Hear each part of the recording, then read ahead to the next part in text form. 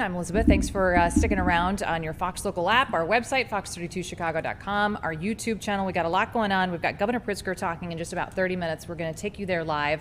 We're going to talk about a big deal. Chicago Bears Tyson Bagent, backup QB. He just kind of re-signed a new deal. That just broke within the past hour. But first, also Bam Bam has been found. We've been telling you about this story. Tia Ewing has been all over this story. A blind Chicago man lost, his dog was stolen. Bam Bam has been found. So stick around for that update. We're going to have Tia on our show in just a bit. But first, Hurricane Erin really starting to hit those coastal communities hard. We're going to turn it over to Chelsea Torres. Chelsea, can you hear us okay? Hi, Elizabeth. Yes, I can definitely hear you. Thank you. Okay, so you're at Kitty Hawk, right? Just tell us, what are the conditions right now? What are you seeing? Sure, yeah. So Kitty Hawk is kind of that northern part of the Outer Banks along the North Carolina coastline. If you don't know too much about the Outer Banks itself, it's just a single barrier island that kind of runs along the entire North Carolina coast. But as of the last 24 hours, the winds have truly picked up, and you can see behind me even just how rough the waves are really getting. Even the rip current in the undertow is pretty strong, even just seeing white caps out pretty far. Right now there's a double red flag warning, which really just means absolutely no swimming. We've been seeing lifeguards going up on their ATVs all afternoon, yesterday, all day, making sure that people are not getting in the water. I mean, Elizabeth, even if you're getting up to your knees or your waist, they're going to come and get you and make sure that you get out. Even just south of us, they've had well over 70 water rescues just from rip currents alone. And that was about in Wrightsville Beach, which is about 5 hours or so south of where I'm standing. So again, just kind of goes to show how strong that this current is, how strong the rip tides are, and of course officials are making sure that people are heeding those warnings. Elizabeth? Chelsea, when they say water rescues, do they actually mean rescuing the people because the water's getting too treacherous, or they're encouraging these people to just get out of the water, you're not supposed to be in there? Treacherous, it's those rip currents, and it's one thing that a lot of people are really hard to actually see. Sometimes when you're swimming, you're not much of a beach watcher or whatever the case. You may not know exactly where that rip current is, and in some parts, it's definitely going to pull you out. But even then, Elizabeth, I mean, just going out a couple inches into the water, you're going to feel that undertow and how strong that is. So again, I think at this point now, there hasn't been any. Last I heard, when I reached out to the town here of Kitty Hawk, I hadn't heard of any water rescues happening here in this area. So it's really just a matter of people making sure that they're staying out of the water, and the lifeguards have been doing a good job of keeping people out. I'm sure, staying on top of it. What about evacuations? What are we hearing about evacuations along that area? So an hour south of where I am is Hatteras Island. And again, it's part of that barrier island along the Outer Banks. But Hatteras Island, you have to get there through a bridge, on the other side through a ferry. And that area has had a mandatory evacuation starting on Sunday. Early today, though, officials were already telling people, if you haven't evacuated and you're evacuating, you need to get out now. So we even talked to some people who were on vacation there, and they had to be evacuated. It seems a lot of people are finding refuge here in Kitty Hawk. And so they were just saying that they're hoping things clear up, that things are, being optimistic. They're hoping that things are not really as bad, so that way they can get back to their vacation. But again, I mean, as you see out here, people are really just trying to enjoy what they can here. As much as they can, right? Until possibly it gets even worse. We talked to Fox Weather's Brian Norcross yesterday, and he said, really it is the coastal area, right? The homes that are right there on the water that are obviously most impacted by this. And then you kind of go inland and it's not too bad. Is that what you're seeing still today? Yeah, definitely. Again, so the Outer Banks is that barrier, right? And on the inside, it's almost like a bay, but they have a sound, and that's where it is. And so when you start driving kind of on this long bridge to actually get to the Outer Banks, you're going to notice that it's pretty calm. It's pretty calm out there, not too rough at all. Even here, I think there was a sprinkle for 5 seconds or so, and it went away. So really, most of the impact is here along the coastline. Fortunately, I want to show you, you can see these homes here, these vacation homes, they're pretty far back from any kind of erosion and the beach itself. A lot of those homes that we've been seeing that have been impacted are further down on Hatteras Island, where it's been evacuated, and a lot of those homes are right there on the actually right there on the beach on the erosion line. And so that little village, it's in Rodanthe, that little village has already been closed off by the Cape Hatteras National Seashore. So again, that's just kind of what we're dealing with, but these are really just the biggest impacts that we're seeing so far from Erin. And as Hurricane Erin kind of continues that trek, is there thought that there will be evacuations as it goes up the coast? As of now, where I'm at, no evacuations. Really, it's just a matter of people kind of heeding those warnings. And again, even just officials that I spoke to earlier today, they said we're kind of just waiting to see what happens throughout the day. Elizabeth, today's supposed to be the day that we get the biggest impacts, and even tomorrow morning. So again, it's just a matter of what happens. High tide will be coming up around dinner time. So again, no evacuation warnings, at least for the area that I'm in right now. You've been in Kitty Hawk for how long now? About a day or 2 days, or how long? 2 days. I don't know what today is. Today is Wednesday. It's hard, right? I got here on Monday. You got here on Monday. Okay, and just describe Yes. the difference, what the water, what the ocean looked like then and now. So what's funny is I was actually out here last weekend trying to enjoy my weekend, and I noticed that the beach itself, they have some sizable waves, but maybe no more than 3 feet or so. So already we talked to some surfers who were out yesterday, and they were noticing that, they had said that waves were getting well over 8 feet to even up to 15 feet. So this is definitely not normal for people that live out here that are used to this area, but again, I mean, some people also are saying that have lived here for 40 years said, well, I don't think this is going to be that bad. And a lot of people think that this is probably the worst of it. So again, Elizabeth, I think it is just that wait and see if Erin really kicks up and stirs up anything more out along this coastline. Chelsea, we follow your work here at Fox 32 Chicago. You're one of our road warriors. You've been everywhere. Last week we tried to talk to you last week, and you were doing something with sharks, right? More shark sightings? Is that right? Yes. I was up in Maine. That's right. Yeah. That was interesting. That was and interesting. It's so funny because, it was. And I mean, it's just funny because, it's such a stark difference of kind of how the waters are churning. Again, I mean, the Atlantic right now is so much warmer, and that's kind of when you get a lot of those sharks showing up along the coastlines in some places. And then also you get storms starting to brew. So yes, I was, trying to find some sharks last week, but I didn't find any, unfortunately. Okay, well, I'm glad for you and for us. And how long are you going to be there? Do you know? Do you know your next assignment yet? No, I never really know my next assignment, but I do know we'll be out here tomorrow, so you can definitely find us out here tomorrow as we're going to be watching exactly what's happening with Erin and see what other impacts could be stirring up. But other than that, we'll just kind of see. I will tell you, though, Elizabeth, I'm on vacation a week from today, so you will not hear from me, and I'm going to try to enjoy that vacation if I can. Maybe you should go inland. After all this time on the beach, maybe just go inland somewhere. You think? All right, Chelsea Torres. Elizabeth, I'm going to Key West. Oh, you're going to Key we'll West. Oh, no. Okay, well, we'll keep an eye on the forecast. Bring your phone. We might call you. Okay, thanks so much, Chelsea. We appreciate it. Stay safe out there. Stay safe Thanks, out Elizabeth. there. All right, it is 1:08. You're watching Chicago Live. We're just checking in there with Chelsea Torres talking about Hurricane Erin out there on the East Coast. But we want to go back kind of more locally. Breaking news out of Hallis Hall within the past hour and a half or so. Backup QB Tyson Bagent has been signed to a 2-year, $10 million extension. We're going to bring in Fox 32's Chris Kay to kind of talk about this. He's live at Hallis Hall. Hey, buddy, how you doing? Good, Elizabeth. How are you? This is exciting. Was this expected?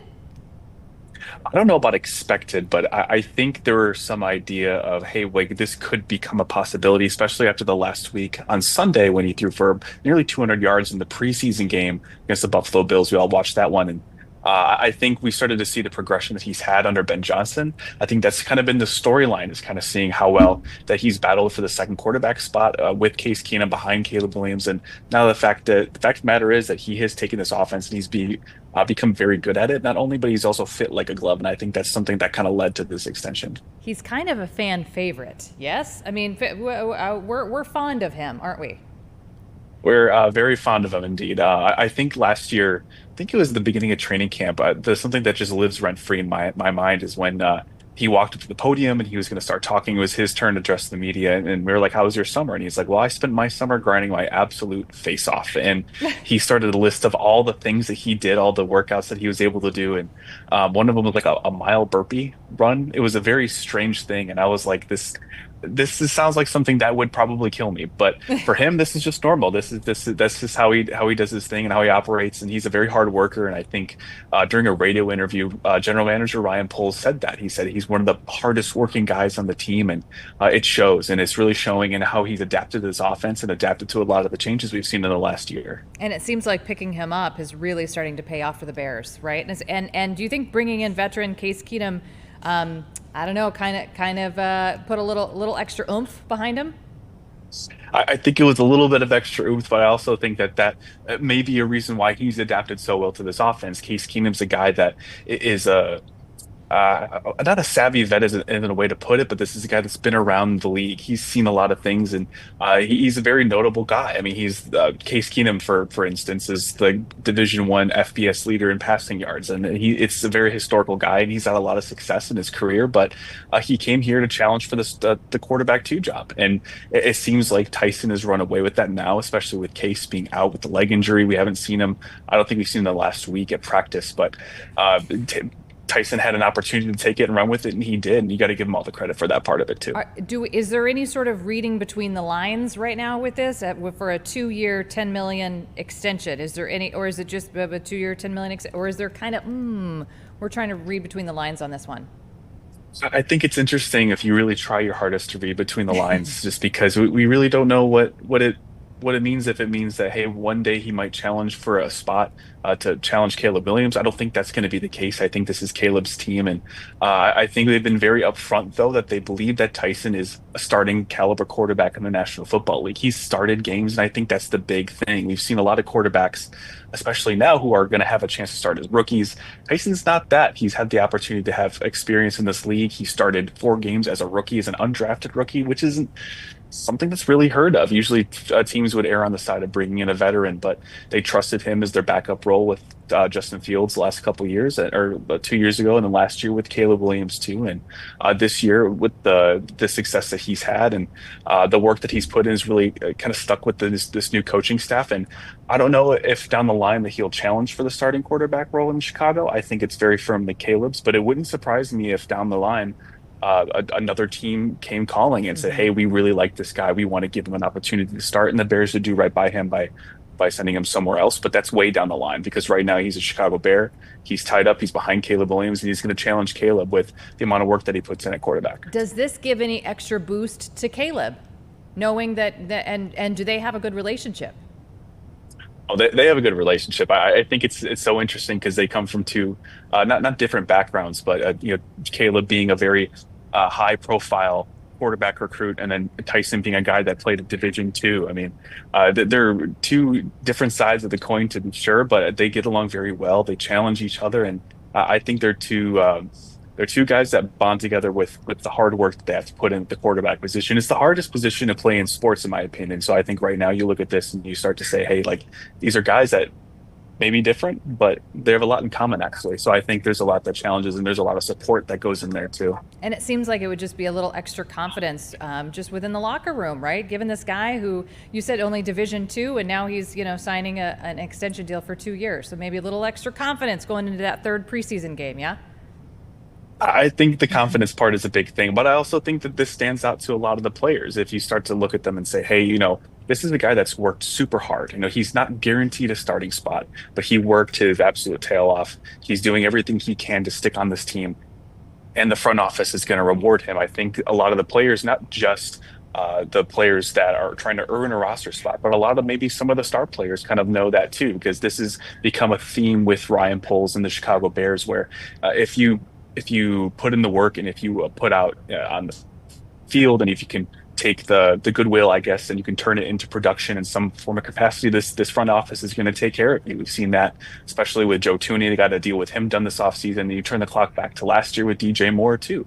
They made sure to extend him after coming off a pretty solid year. So I think there's a lot of goodwill that this front office building up with not just the stars, but with all the other players too, where they'll take care of you if you put in the work. Listen up, kiddos. Hard work pays off, right? This is evidence of that. He'll obviously get to play on Friday, right, against KC. But we do think also that Caleb will. We'll see a little bit of both.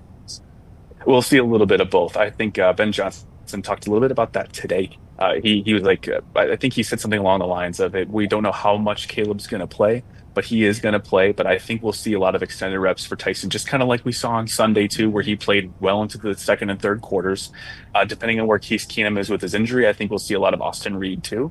I'm excited to see how those guys kind of take the next step in live reps with this offense. But I think all eyes will be on Tyson Bagent because there's a lot of people that have taken, like you said, he's become a fan favorite, and a lot of people are really looking forward to seeing him play on Friday. It feels good as a fan to read this news today. Anything else going on up there at Hallis Hall today? Oh, it's a little tough. They got some tough injury news today. Terrell Smith is out for the season with, I believe, a torn patellar tendon. And it's also, we're waiting to hear about Austin Booker, Dominique Robinson, guys who left the game on Sunday with injuries. It's a little bit of a tough day, but it's a little bit of an easier day because they're preparing to go travel tomorrow and then play on Friday, and then they're done with the preseason, and then we start thinking about roster cuts. So there's a little bit of that looming, I guess, unspoken thing, which is, hey, roster cuts are coming. So if you want to make a good impression, you're running out of chances to do it. All right. Ugh, injury news already. We're only 2 games in. Well, it happens. Huh? I know. All right, Chris K., thanks so much for being live from Hallis Hall for us. We appreciate that very much. Thank you so much. All right, it's 1:16 on your Wednesday. You're watching Chicago Live. Back in 2 minutes.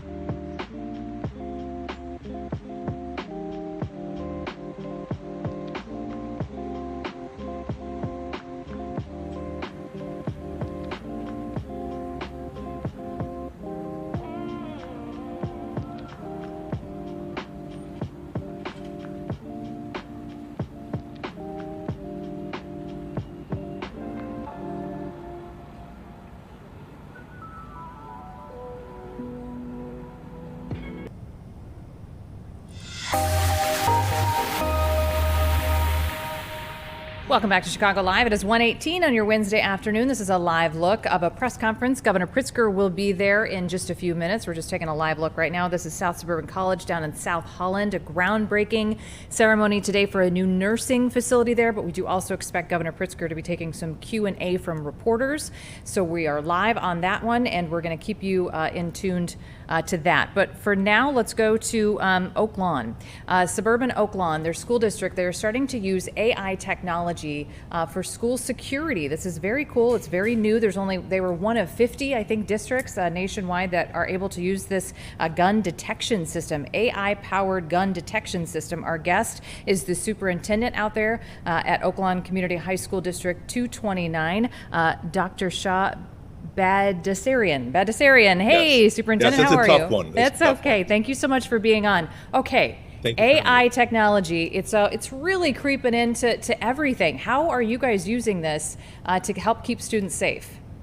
It is. And obviously, first and foremost, we want to make sure that our students and our staff are safe in our buildings. And, as new technology evolves and companies emerge from those, from creating new technology, we're using AI in our cameras to detect guns and primarily looking at that before students enter the building. So if somebody was outside and had a weapon with them in the parking lot, we would be able to detect that right away and catch it before it came into our building. So once again, we're looking at every way that we can create measures to ensure that our students and our staff are safe. And it's not just one thing that does that, but adding this AI technology into our cameras will certainly help create a more safe environment for our students and staff. Okay, let's dig a little deeper. How does that work? How does the AI with the cameras, say in a parking lot, how does it detect a potential weapon? So basically how it works is there's 3 steps to that. It's detect, verify, and then enact. So if somebody were to pull out a weapon and it was detected on our cameras, it would go to a server where there's through Omni Alert, where they have people watching their cameras 24/7. They would verify whether it is truly a gun or not.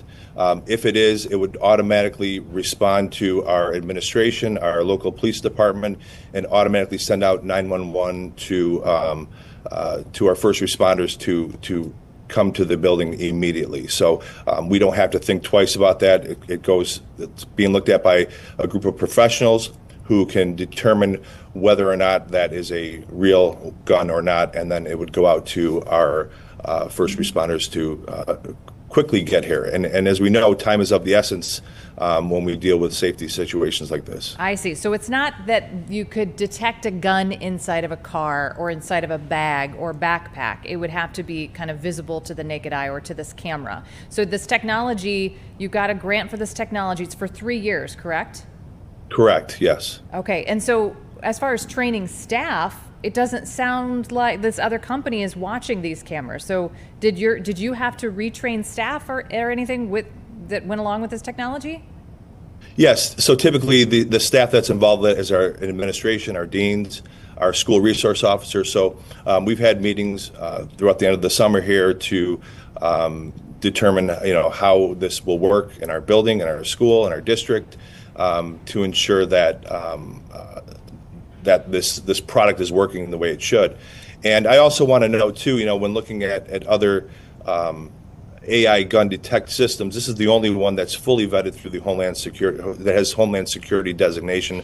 So it's been in use for a while now, and this company's been around for a long time. But definitely the training part of it is very simple on our end, because it only gets shared to a few of our administrators. I see. Okay. And then it kind of goes up the chain. We verify and then we respond if necessary. We're one of 50 recipients. Did you apply? Did they find you? How did that work? Well, they sent we saw the application, and we applied, and we went through the process, and we were lucky enough to be awarded the grant. In today's day and age, as schools are hard pressed with finances and those types of things, we want to make sure that we're maximizing our resources through grants and other opportunities, so that we can maintain safe environments for our students. In school safety, the technology today and what you're seeing many schools and school districts do wasn't around 10 or 15 years ago. They have weapon detection systems. They have AI gun detect. Schools are taking far greater measures to utilize technology and other products to make sure that the buildings and the school districts are safe. So financially, it made sense for us to look at that grant and apply for that, and it was at no cost to our taxpayers or the district. So like I said, we're very fortunate to have that in place here for the next 3 years. Yeah, every year it seems like back to school season, we're learning about these different new kind of developing or trial runs of these different technology, advanced systems that you guys can use. Do you know if you're the only local school district that is using this technology? I know there are other school districts around the Chicagoland area that are also using the same company, Omni Alert, to implement their gun detect system in their cameras in the area. I know there's a few other school districts that do have that in place for this year as well. I see. And then the risk of a false alarm. But I guess because it goes to those different channels, right? Because we have to then verify it. So there's not going to be several. You don't want that to become an issue either, obviously. Exactly. That's why we have professionals looking at that from a home base, I guess, to say that they're evaluating every time there's a detection to verify whether it is truly a gun or not. So we have those safety nets in place. And also, I know this camera system has been tested over the past several years, with false positives and those things, kind of working through those glitches. Anytime you work with technology, there's always the concern of those challenges. But I think they've done a very nice job of ensuring that those glitches have been addressed and fixed to where it works effectively for our school district. And how do your partners over at the Oak Lawn PD, what do they say about all this? Well, they're excited about it. They want to see how it works, and obviously they don't have that in place yet in different parts of the village. But we are in close contact with them to keep them posted on how this process is going to work for us, and just so that they're aware of the new technology and how we're taking the steps to make sure that our school and our district is safe. Have you guys gone back to school? It's a big day here. We have. We started up last week, and it's great to see the kids back here and the students around the building, and just the life with the athletics and activities and all the events that are going on here. So it's been a very very enjoyable start to the year. That's great. And this technology, it's already up and running, right? We are in the process right now, so Okay. we're just waiting to download the software into our cameras, which we anticipate within the next few days. So we'll have that up and running. But we've gone through some of the trainings and discussions with our tech people and with the people over at OmniAlert to kind of make sure that we're all set and ready to go. All right, Dr. Bhattacharya, is there anything else you want the public, the parents, or students, staff, that you want them to know about this technology? Yeah, what I can tell you is that it's not. There is no facial recognition. I know sometimes privacy comes up and privacy rights. There is no way that these cameras, through the OmniAlert system, does any type of facial recognition. It's strictly on guns and detecting guns, like I said, to make sure that we provide the safest environment for our students. Okay, wonderful. Well, thanks so much for touching base with us. And sounds like interesting technology, right? There's something new every school year. We appreciate your time so much. Thank you, sir. Thank you very much for having me. Thank you. All right, it's 1:27, Chicago Live, back after a quick break.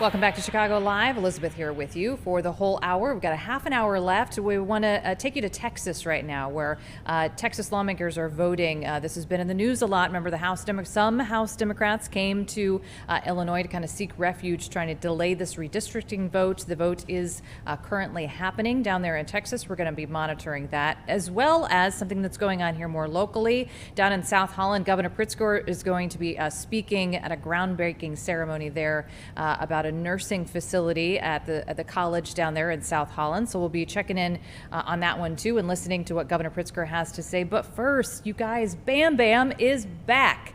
Thankfully, Bam Bam, the service dog, Tia Ewing, Fox 32 colleague, has been working this story, I don't know, I almost want to say since day one, but maybe a couple of weeks into it when she first got word of this.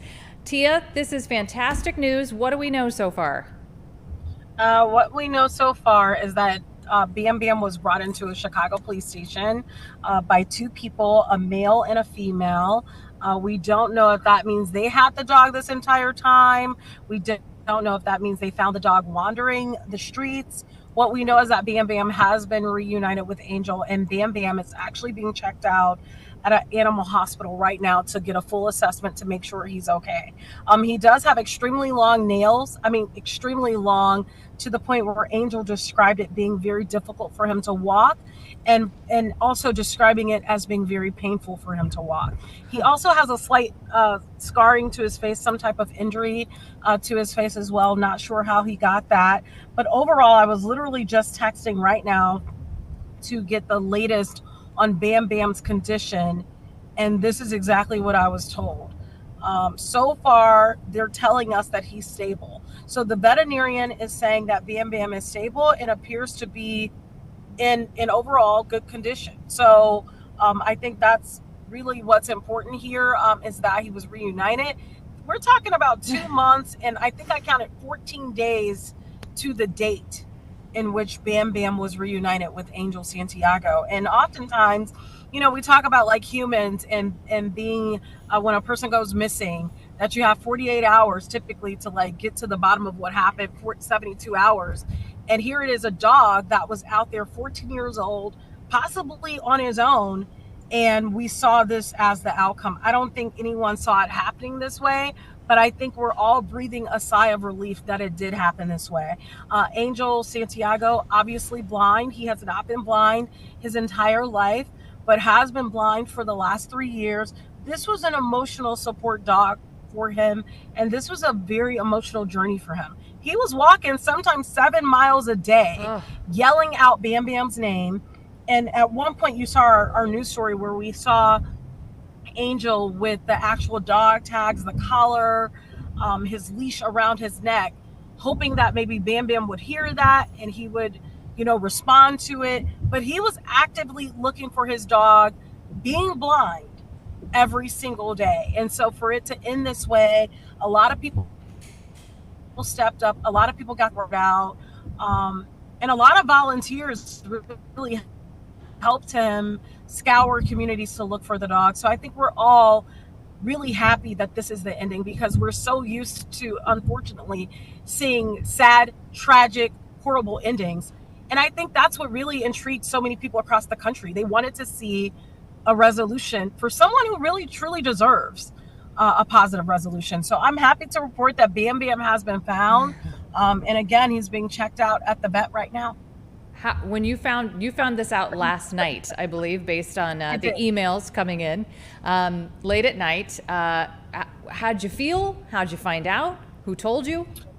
So it was interesting. I was actually cooking, and I was texting back and forth with Angel and one of the volunteers, and they were like, yeah, the dog was found like 2 hours ago. I think the dog was found at like 9:30.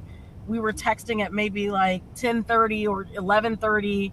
And so I was relieved. I mean, that's the best description, is to say relief.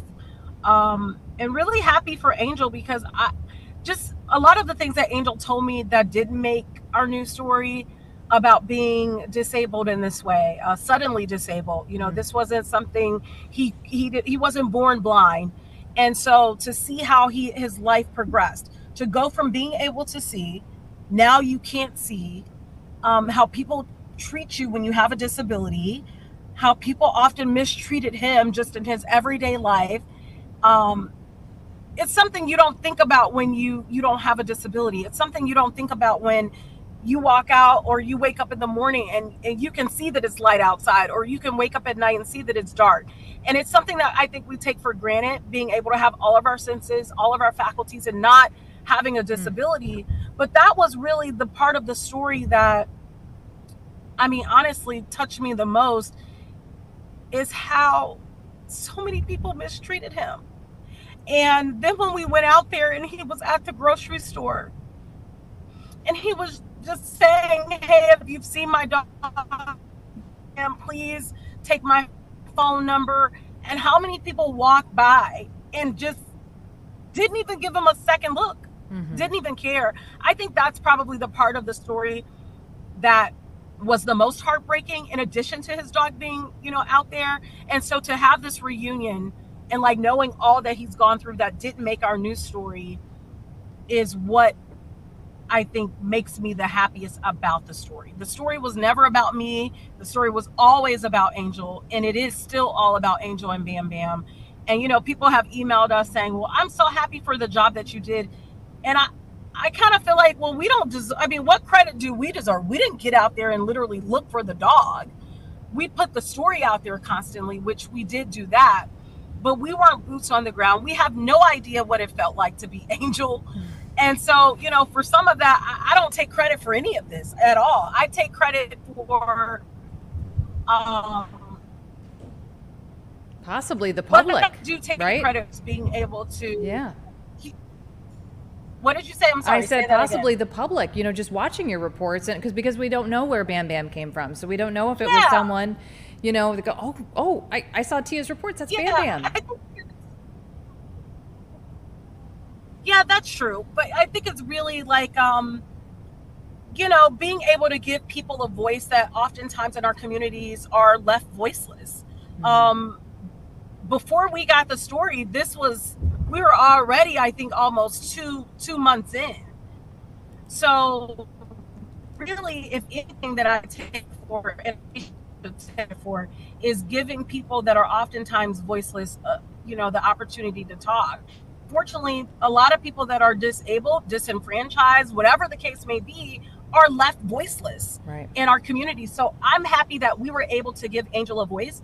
And I hope the next person, maybe there's somebody out there watching right now, maybe it's not their dog missing, maybe their child is missing. They get the same voice and the same treatment that Angel does, because really that's what our community and people in our community deserve. Right. Are we going to hear from Angel at 4, 5, and 9, Tia? Yes. Yay. Yes, you're going to hear from Angel at 4, 5, and 9. Okay, great. He's going to talk about, those first moments of being reunited with Bam Bam, what their night was like. You're going to see video of, them going into the veterinarian hospital. I'm waiting. I keep looking down at my phone because I'm hoping that I get the new video of Bam Bam in the vet clinic right now. So you'll hear from him. And he even talks about that GoFundMe money that was raised, what the future plans are for some of that money. I think it was $19,000 raised from people across the country. And I literally, before I opened up this Zoom, I got an email from someone who was saying, I'm so happy this has a positive ending. There were people outside of the veterinarian hospital that did not want to go on camera, but saw our story. And they were like, are you here for Bam Bam? They had no idea. They saw us standing there interviewing Angel and was like, we followed the story. We're just so happy finally that something in the news has a positive ending. Yeah. And I think that's really what the draw was. For once, people are sick of all the bad news. They want to see a positive ending. And this is it. And we all get a positive ending. And you said we're like a movie. We're hoping to get the reunion video. Is that what you said? So we have the video of them reuniting. We have a little snippet of that at the police station. We're hoping to get video of them at the hospital. Okay. So we interviewed people outside the hospital. We want to get video of Bam Bam, being checked out by the doctor. Okay. 4, 5, and 9, Tia Ewing. Bam Bam is back. 4, 5, and 9. Thank goodness. Tia, thanks so much for keeping us updated. And thanks to your driver who's driving very safely. We appreciate it. I know he has a seatbelt on. Good job, Todd. All right, one of our drone always on rangers. top. All right, thanks, guys. We appreciate it. All right, Caitlin, Cody, it's beautiful. Isn't it? It's perfect. Let's talk about weather. outside. From bam bam to weather. From good news to more good news. It's beautiful outside. It is so nice. Blue sky. We had a little bit of fog this morning. Some sprinkly activity was around, especially western counties. But since then, we've dried out. Temperatures in the upper 70s today. It's going to be really nice for the next couple of days, too. Friday, mid-80s. This weekend. How's the weekend? Because it's Wednesday. We're already looking at the weekend. Yep, the weekend. Saturday morning, we could have a few sprinkles, and then the rest of the weekend's going to be great. Saturday around 80, temperatures back down to the low 70s on Sunday, and that carries us into the beginning of next week, too. Look Monday, at that. 72, 75 on Tuesday. Can we please be done with the 90s? No know, guarantees, right? Well, our normal high is 83. So temperatures are going to be below that. Okay. Can I show you a video that Birdie sent me today Oh, I don't know. I don't think we on have. my phone? Oh, I don't Maybe know. I could see. Hold on a second. The reason why I want to show you is because Is it weather related? Is it weather-ish related? It is beautiful outside. If you have a window, maybe even open it. I was driving all day with my window down. well, just because back to school just started, right? Yes. So yes. I was in a school earlier today with Mayor Brandon Johnson, and boy, was it hot inside that school. We were all in the auditorium, and it was stifling. Really? Yeah, it was stifling. Okay. Yeah. Well, I was telling Sylvia about this, so maybe viewers at home, you might not know about this either. But Anthony actually taught me that you can get these watches for your kids.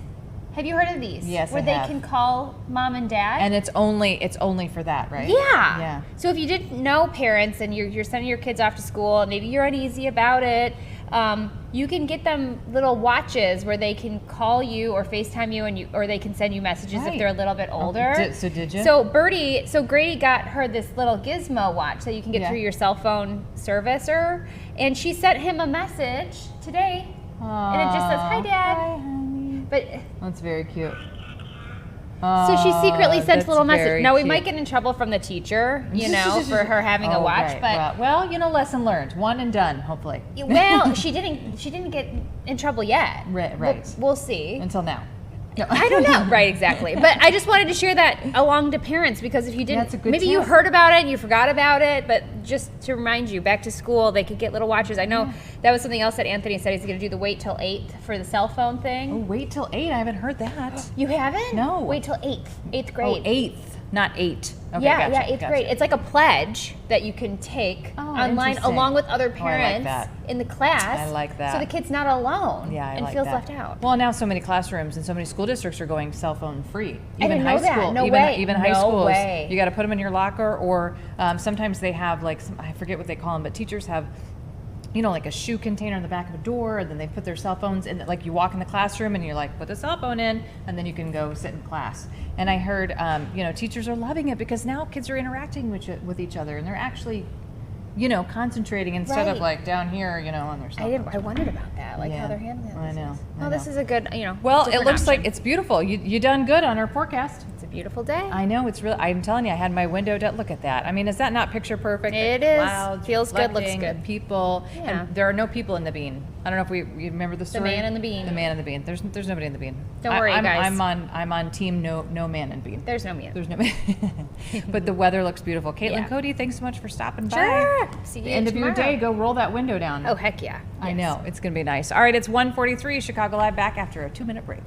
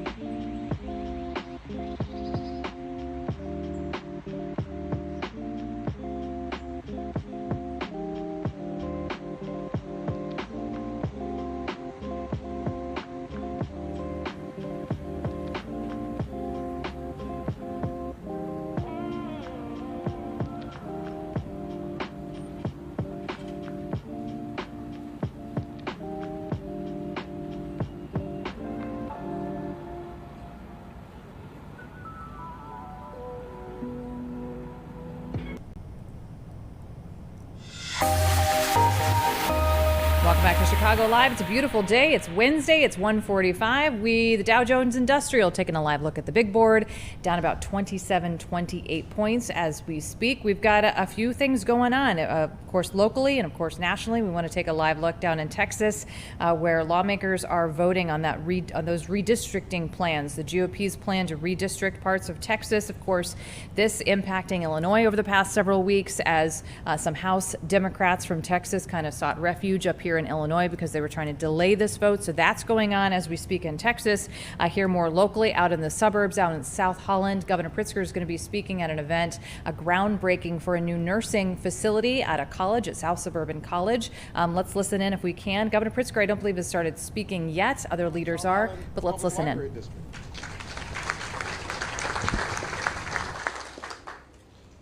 Fourth Ward Alderman, Calumet City, Ramon Williams. He is also the police chief here at South Suburban College, so he is making sure that you guys are all safe. Okay.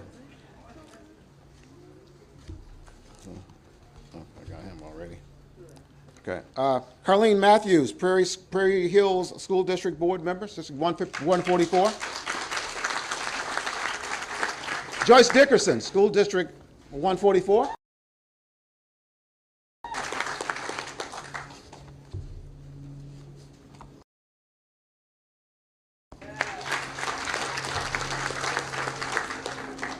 Loretta Wells. Oh, who's that? Loretta Wells.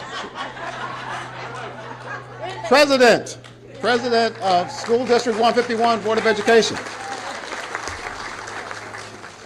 That's my wife, and she's got my 2 grandkids there with her. Cook County Commissioner, Donna Miller. Mayor Brian Hardy, Mayor of Village of Lansing. Mayor Hardy. Nina Graham, School District President, District 205. Patrice Burton, Board Member, School District 151. Oh, my good friend, how did I miss her? State Representative Debbie Myers-Martin. Debbie, where are you? Another person who's helped us in Springfield. Howard Robinson, Chief of Staff for Senator Hastings.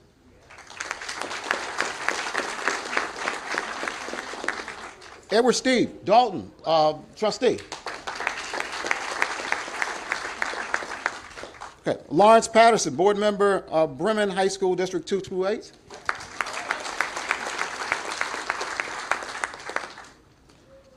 Okay. Oh, Shonda Williams, board member, School District 149.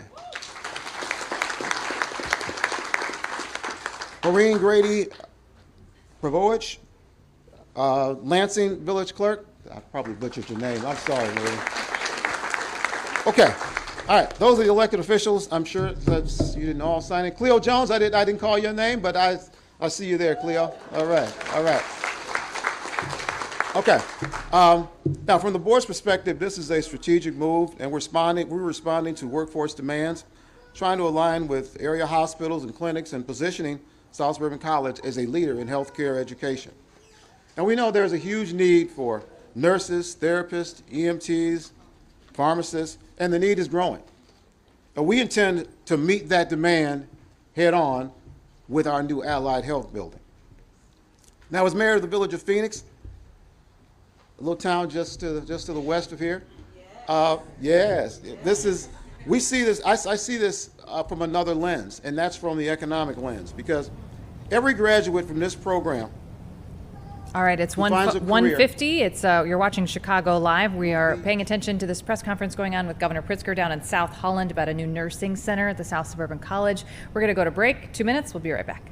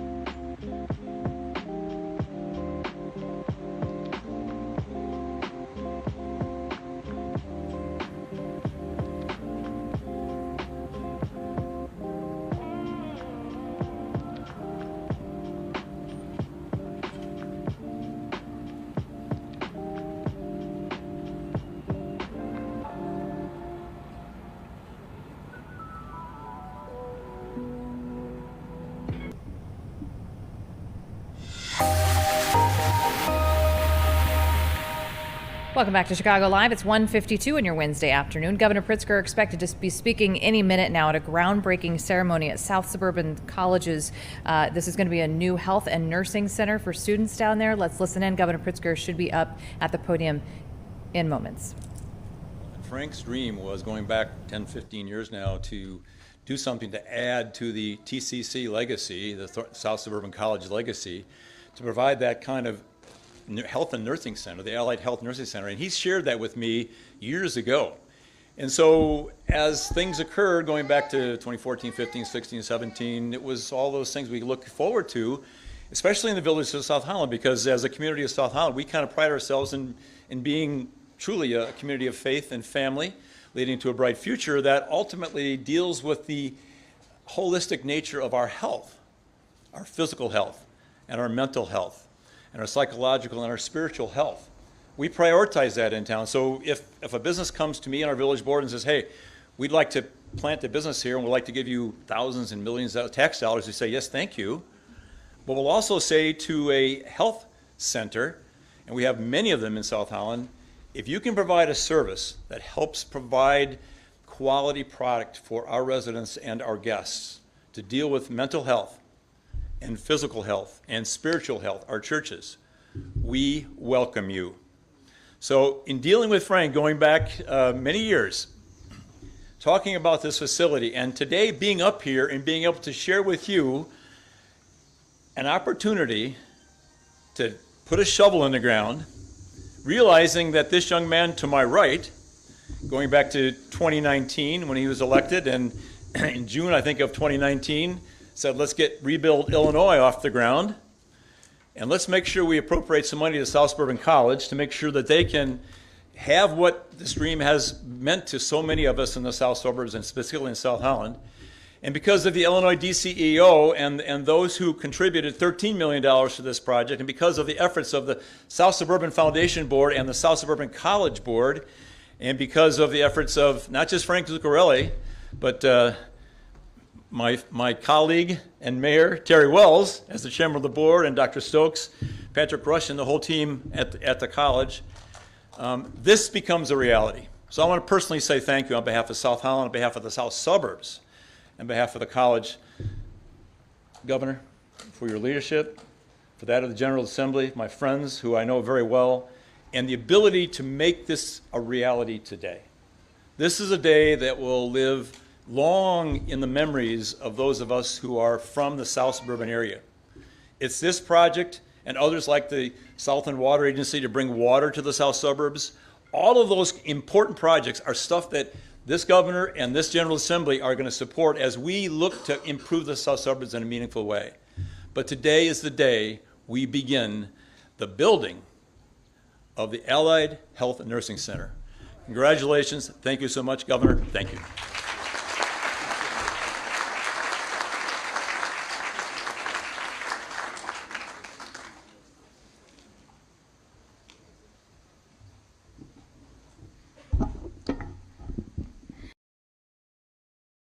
One who has been a long-standing champion and advocate for the college, as many of you have been, and that is our state senator and Thornton Township Supervisor, Napoleon Harris.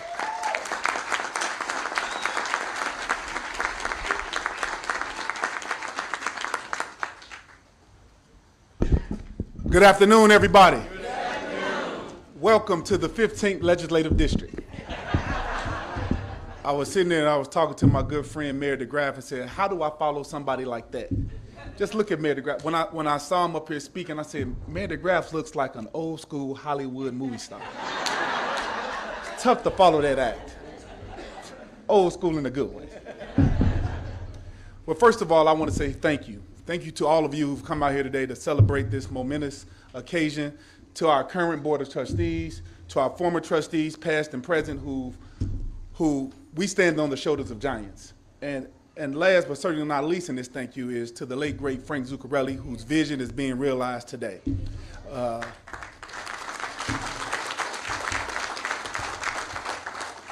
Today is a proud day in the Southland.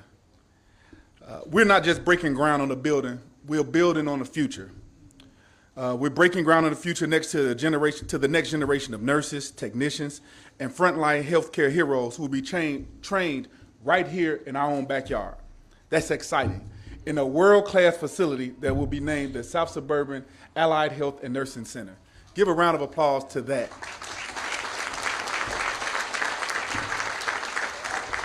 This moment is a long time coming, and we're ecstatic for this moment because this is something that we as legislators work hard, as they say, as our mayors oftentimes say, make sure you bring the bacon home.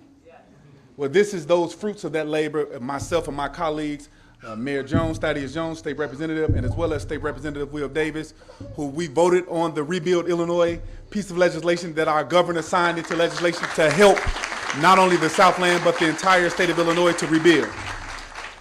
And I remember back having this conversation when Pat Quinn was the governor. And so to now have this governor, J.B. Pritzker, put pen to paper and make this dream a reality is sees the investment that's needed right here in our backyard in the Southland. So give it up for Governor Pritzker for his leadership here in the state of Illinois.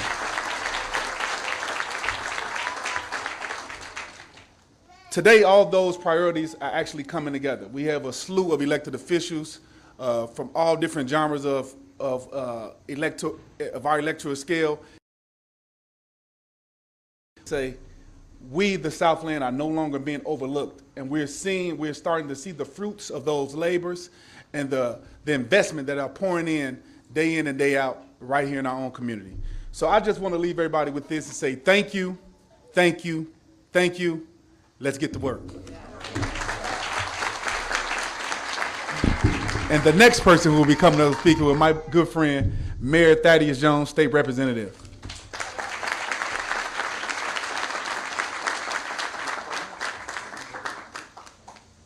All right. Good afternoon, everybody. Today is an emotional day. It's an exciting day, but it's emotional. So I want y'all to do me a favor. Pull out y'all watches, because they only gave me 2 minutes. So if I go over 2 minutes, I want y'all to yell time. Y'all got me? We're going to try this out. Yell time. All right. We got 2 minutes. So we are all on Frank Zuccarelli time right now. And for y'all that know about Frank Zuccarelli time, this is Frank Zuccarelli time.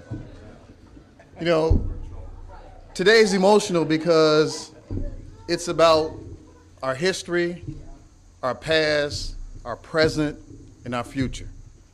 You heard everyone talk about Frank Zuccarelli's vision. And that vision is what we're realizing today. But I remember coming to this college when, before it got named South Suburban College, it was Thornton Community College. So that's the history of the college. When Frank Zuccarelli came and he changed it to South Suburban College, that was to get us ready for the present. And for those of you that read the Bible, you know, God said that I will make no bad plans for you. I will say that, and I wrote it, so I won't get it wrong. Jeremiah 29:11. For I know the plans, because I don't want y'all Bible thumpers coming at me, throwing Bibles at me at my city council meeting. No protests. We're past that lady from Dalton, so I don't want y'all throwing nothing at me. Jeremiah 29:11 says, for I know the plans I have for you, declares the Lord. Plans to prosper you and not to harm you. Plans to give you hope and a future. Our future.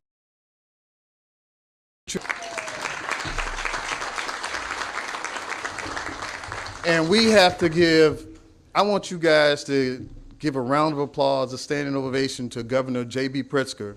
Stand on your feet and give this governor a round of applause.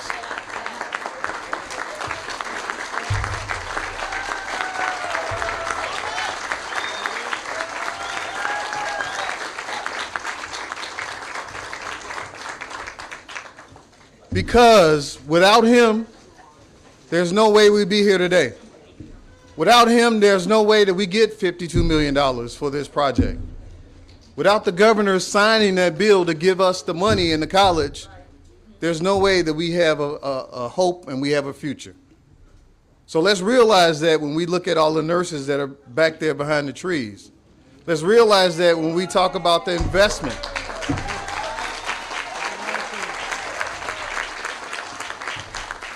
So many of you don't realize that Frank Zuccarelli was a nurse.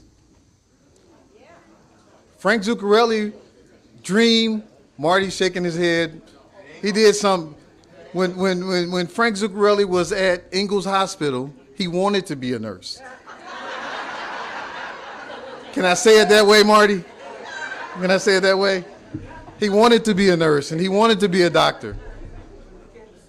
So Frank talked about those dreams when he was at Ingalls Hospital, when he did all the transportation. So for those of us that have lived and gone through the Frank Zuccarelli-isms, we know that Frank paved the road for not only our good chairman, Terry Wells, to be the chairman and to carry on his dream, but all of these members of the Board of Trustees are not only carrying on that vision, but they're here today to do service.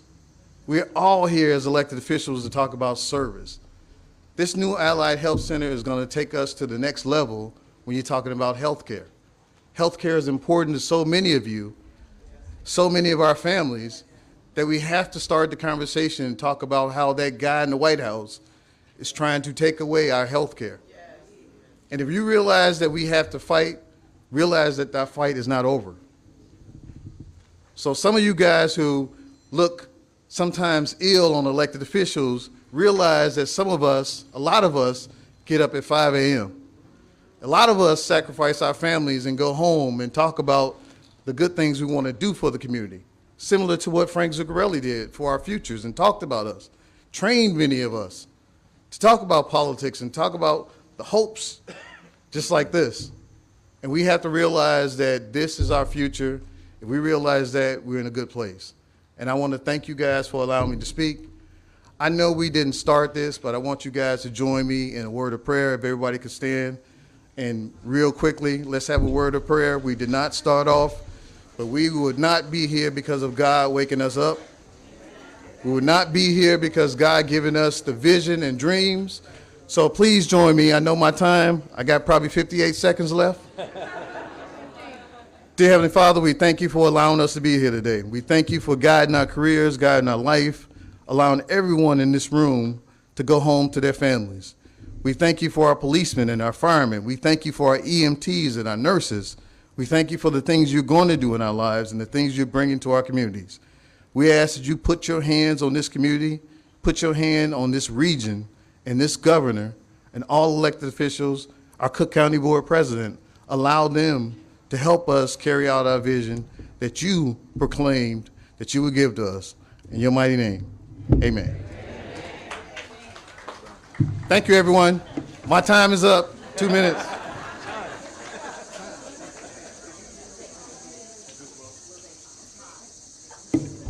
Our next speaker, now y'all got to tell me something if this guy looks like me. His head is way bigger than mine. But they get us confused in Springfield a lot.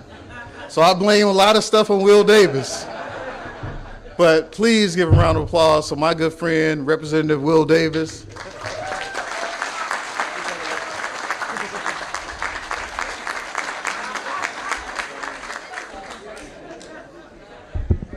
All right, so you see that we are actually two different people, right? Okay, all right. Now, I don't do what he does, and I don't say crazy stuff and then say, I'm Will Davis, So we're two different people, but I am pleased and honored to be here with you. Those of you who have been introduced, so many friends, colleagues, Southland, it's such a joyous occasion to be here. And let me just begin by offering my congratulations to Frank Zuccarelli in his absence for his vision becoming a reality. Simple as that. His vision is for this building to be built and to create the next generation of leaders, of healthcare professionals, of the people that we need in the Southland to make sure that we are taken care of. Simple as that. And this is just the beginning, ladies and gentlemen. It's easy to say that when we build this building, the individuals that are going to be trained here, particularly in phlebotomy and nursing, but that's just the beginning, ladies and gentlemen. What we hope to do is build a pipeline. We want to build a pipeline of individuals who will take this education and be exposed. And then maybe they'll say, you know what, maybe I should become a doctor and be that kind of healthcare professional and utilize the resources that we have in the Southland to begin their careers here. So in some ways, what we are witnessing, Governor, and we thank you for being here today, is that we are witnessing history. The history of the beginning of growing healthy people in the Southland, healthy careers in the Southland, and ongoing development here in the Southland. Sometimes when development is looking where to go and what to do, one of the things that they examine is what is the healthcare situation like in that area as well, that God forbid something happens, they want to know that their employees at least are going to get high quality healthcare if they need it. So this building right here is the beginning of that pathway for all of our young people, for those, even some of our older people who are saying, you know what, maybe I want to go back to school and get something that I should have gotten before, but now I can get it now. So again, this is the beginning of that path and that journey for them. So the senator talked about Build Illinois bill. So some of you wonder, what do we do in Springfield? Well, we have opportunities to do that. And under the leadership of Governor Pritzker, we put forward a multi-billion-dollar capital infrastructure bill that did a lot of different things, created opportunities for our municipalities, for elementary schools, high schools, for other community buildings, but it also created the opportunity for $52 million to be spent here at South Suburban College for the Allied Health and Nursing building. I was also a student here as well. I took summer school classes here after high school and all throughout my undergraduate career. So I have a history here at South Suburban College and walked these halls. And while I didn't know it then, but obviously can realize it now, what we are doing here is going to help the generations that are coming behind me. We are setting the stage for the young people. See Dr. Alexander here from District 152 and other elementary school districts. We have an opportunity now to show them what they can become. And when they walk through the halls of this building and they see men and women that look like them, as we say, you can't be what you can't see. They will see it here. And they will have the opportunity to say, this is what I want to be, and we're going to work collectively as an education community to make sure that our young people know that that pathway is there for them and is available for them. And we're going to provide scholarship opportunities in every way possible, make sure that we have a strong MAP grant here in the state of Illinois so that they at least have some resource to be able to get them through those programs. There is still work yet to do, ladies and gentlemen. But this is the beginning, and hopefully this encourages. Hopefully this energizes. Hopefully you leave here going, yeah, what do we need to do next? What's our next step to make sure that our young people have everything possible in our communities so that they can grow and prosper? We talked about them being taxpayers here in these communities, moving into these communities, buying homes, establishing businesses. Unlimited possibilities exist for our young people. We just have to start doing what we need to do to give them what's necessary to make it happen. So for all of you who are here today, everybody takes ownership in what we're doing today. Take that ownership in where we are. And that ownership means not just so you can walk, drive by it and marvel at it, but next one, reach one. Take this back to your churches. Take this back to your community organizations. Take these back to the programs that you all support and work with. And encourage our young people that there is something out there for you, something that you should be able to take advantage of, and giving them the opportunity to take advantage of. And again, I'm extremely happy to be a part of this effort. When you look through a legislative career, you want to look back and talk about those milestone things. This is truly one of those milestone things that I can look back and say that I had a little something to do with. But it's not just me, ladies and gentlemen, it's all of you. The reality is that it's all of us working collaboratively to make sure it happens. And while she will speak, the executive director of our Capital Development Board, who's sitting at the end of this row here, those are the folks who are going to make it happen. When you see the construction people out here, those engineers, those heavy machinery operators, they are here because the Capital Development Board in Illinois is going to make it so. So they are here. What we encourage them to do is to make sure that local contractors have an opportunity to drive by and say, tell their children, I built that building. I was a participant in that effort. So yeah, there's work yet to be done, ladies and gentlemen. But again, collaboratively, this is just the beginning of where we are to go. And the governor knows my interest. One day I want to be able to build an airport out here in the Southland. And why this is important, because again, large projects like that, when they are making those decisions, they're saying, what is the healthcare like in that area, that if something happens, I know that the employees and the people that are out there working have access to high quality healthcare. So when you think about the continuum of all of our hospitals and all of our medical professionals, we want to strengthen that. And this program will strengthen that. And we talked a little bit about EMTs as well. I certainly want to acknowledge my good friend Kim Godden from Superior Ambulance that's there, who has a program, ladies and gentlemen, in which they will give jobs to individuals to become EMRs, which are the drivers in the ambulances. But while they're driving, they're listening to the EMTs in the back and understanding and picking up. And the great thing about what she does is that her company will pay for those young people to go to paramedic school. Oh, y'all didn't hear that. They will pay for them to go to paramedic school. So when we talk about the pathways, ladies and gentlemen, they are a part of that pathway as well. Governor, you signed Senate Bill 711, which helps to eliminate some of those barriers to allow these young people to access those programs, and we are extremely happy that you were able to do that for us. But again, this is where it begins, ladies and gentlemen. Everybody's got a piece of this. Take your piece, own it, own that piece, and help the next one get their piece of this, so that we can all work collectively and collaboratively together. So thank you all very much for allowing me to be here. Congratulations to the trustees, the employees at South Suburban College, certainly to our governor and my colleagues, and everyone that is here today. God bless you all, and let's look forward to when we come and cut the ribbon. Thank you.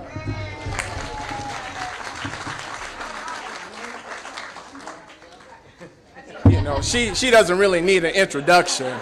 Nevertheless, I'm sorry, I got a little worked up. Thaddeus preaching up here got me all kind of worked up. But ladies and gentlemen, the next speaker, the president of the Cook County Board, President Tony Pritzker. Thank you, thank you. Good afternoon, everybody. Good afternoon. It's really great to be here. You know, many of you know that I'm a teacher by profession, and we always encouraged our high school graduates to continue their education. And I really believe in our community college system, because for many people, that's the only accessible higher education that there is. And so accessible and affordable. Thank you. So I'm very grateful to the work that South Suburban does and to all our community colleges do. This is a great day, and it represents an extraordinary state investment in the Southland. And I want to thank our governor, and Senator Harris and Representatives Davis and Jones for their good work, as one of them said, in bringing home the bacon, right? Thank you.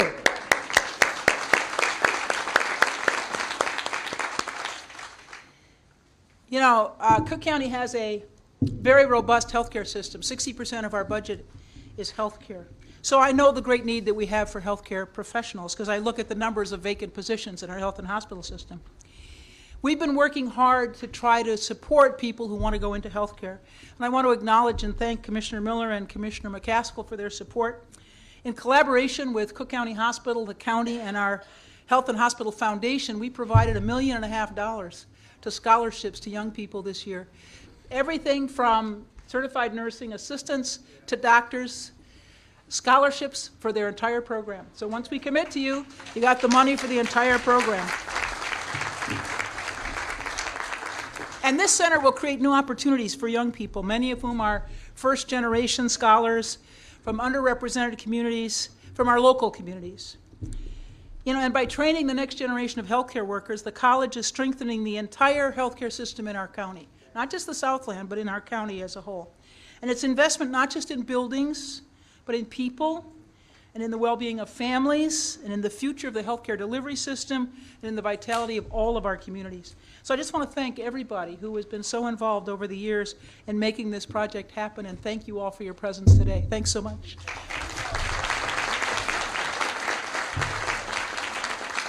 And now I'd like to introduce T.J. Edwards, who's Executive Director of the Capital Development Board, which is the state agency that will be responsible for construction of the project. T.J.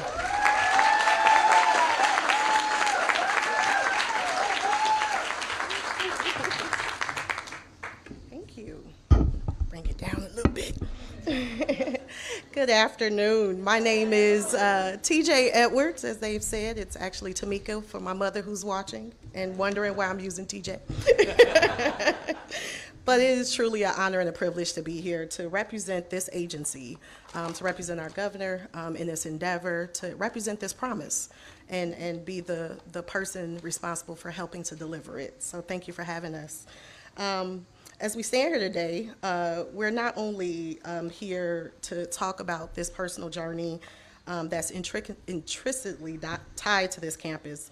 I'm honored to represent the state agency responsible for overseeing it, the design and construction of this transformative project, and even more honored to be a part of a moment that holds such significance for this community. A heartfelt thank you to our governor, as been stated, J.B. Pritzker, and all the elected officials here today for championing this, for showing up for this community, and for making it happen. Governor, your unwavering commitment to the heart of Illinois and to the people who call it home is invaluable. Your leadership through the Rebuild Illinois program isn't just reshaping campuses, it's reshaping lives. This isn't merely about buildings and budgets, it's about investing in people and futures and offering opportunities that will transform entire communities. So thank you.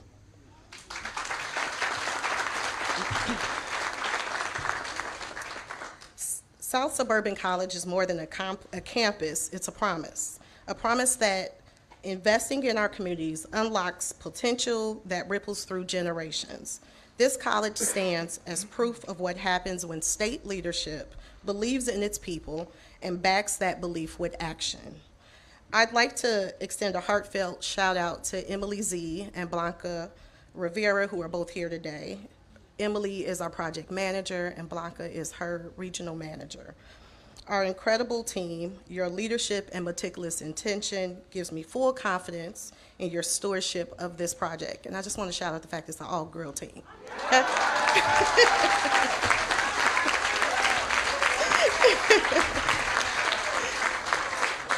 Shameless plug. To the teams at George Solid Construction and the Architects Enterprise and all the subcontractors involved, thank you for bringing your expertise and passion to this vision. This week has been especially inspiring for me. I had the privilege of sharing thoughts earlier this week at another institution that was personal to my family, and this one today bears similar significance. South Suburban College has been interwoven into our family legacy for generations. I fondly recall my aunt taking classes here and me and my young cousin running around the campus trying to kill time while she was in school. I also have another family member who started her nursing career here, and my own husband took his Cook County Sheriff classes here. Yeah. These investments that we're making today, I'm a proof that it's shaping our future. It really is pouring into generations. My husband's career is poured into mine, poured into our 3 sons, and so it's really legacy that we're building today. And with the Allied Health and Nursing Center, the legacy will continue. At the heart of this new center will be a circular lobby designed to unify people with terrazzo floors, a soaring atrium, and radiant lighting. It'll be a space that feels open, bright, and full of promise. We've also included a collaboration hub because we know connection is key to learning and growth. We've ensured the building reflects the values of the community it serves. It's smart, it's sustainable, and built to last. With LEED Gold certification in sight, from energy efficient systems to rainwater management, every detail supports both the environment and the bottom line. Spanning approximately 100,000 square feet, this facility will be ready to support the next generation of healthcare heroes, those who will care for our families, fortify our hospitals, and serve with compassion and skill. To President Stokes, the Board of Trustees, faculty, staff, students, and the entire SSC community, we thank you for your advocacy, your vision, belief in this project, your commitment, and all that you've done to get us here today. We're thrilled to be a part of this milestone, and we celebrate what's yet to come. To Emily and team, let's dig in, let's be driven, and let's commit to our promise to deliver. Thank you.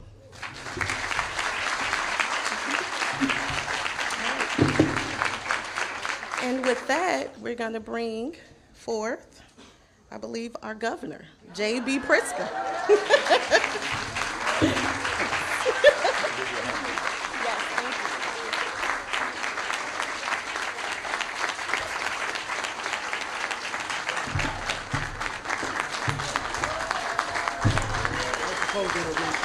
No, we're good. Thank you all very much. Thank you. Good afternoon. Good afternoon. I feel like now that I'm following folks like Pastor Senator Napoleon Harris, Pastor State Representative Thaddeus Jones, Pastor State Representative Will Davis, I got to start with God is good. And I do feel like we've all been blessed today in so many ways. Look at the weather for this. Maybe we should thank Frank Zuccarelli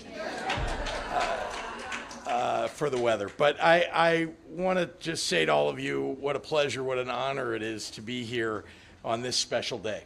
We're going to have another special day. Someone said it might be exactly on the 100th anniversary, but we're going to have another special day. I hope that I'll have the opportunity to cut the ribbon at it, but I must say, these are the things that make the future for our state, for the Southland, and for the families that live and work here. I'm just so proud to be among you today. So great to be back here, of course, at South Suburban College, especially so that we get to celebrate this exciting moment. I want to thank Dr. Stokes. Thank you. Thank you for your leadership. Thank you for bringing joy to the challenge of bringing academic excellence to a great institution. It's a hard job every single day, and I know that you bring all that you have to it, and we are so grateful to it for that. And let's give her a big round of applause.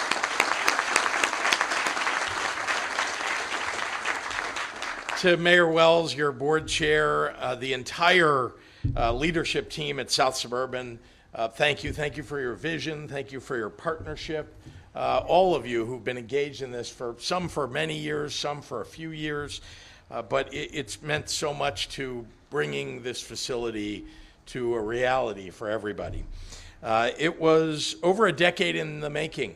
We talked about, you've heard about 15 years, 12 years, 10 years. It's been a long time. I leaned over to Terry and I said, it feels like it's been too long.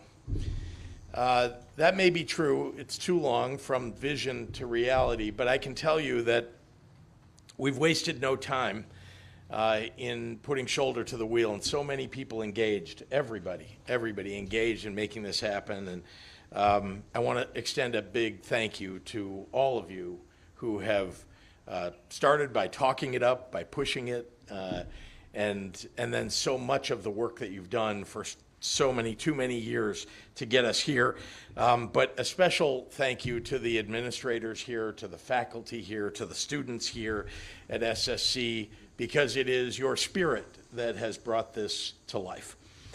To all my partners in state and local government, to Cook County Board President Tony Preckwinkle, South Holland Mayor Don DeGraff, all the folks, the elected officials, we heard so many of you here today. All of you have been part of the building the spirit of this place that will come up out of the ground very soon. I want to remind you that you send great leaders to Springfield and they deliver for you. And you have done that by sending Senator Harris and Representative Davis and Representative Jones. I thank you. Thank you for being partners and leaders on behalf of your communities. And of course, TJ Edwards and the Capital Development Board, they don't get a lot of attention. They don't. But behind the scenes, every day, they are really making things happen all across the state of Illinois. Billions of dollars that we are putting to work everywhere. There are, I can tell you, I've been to ribbon cuttings and groundbreakings and tents that look like this. We don't usually get a day like this, but so much is happening all across the state of Illinois. Really, there is a not just a rebuilding, but a renewal of spirit, and it's in part driven by the Capital Development Board. It sounds like a mundane endeavor, doesn't it, a Capital Development Board? But what they do is realizing our dreams. So thank you to all of you. Lastly, I want to just pay just quickly a tribute to someone who I got to know almost 10 years ago, Frank Zuccarelli.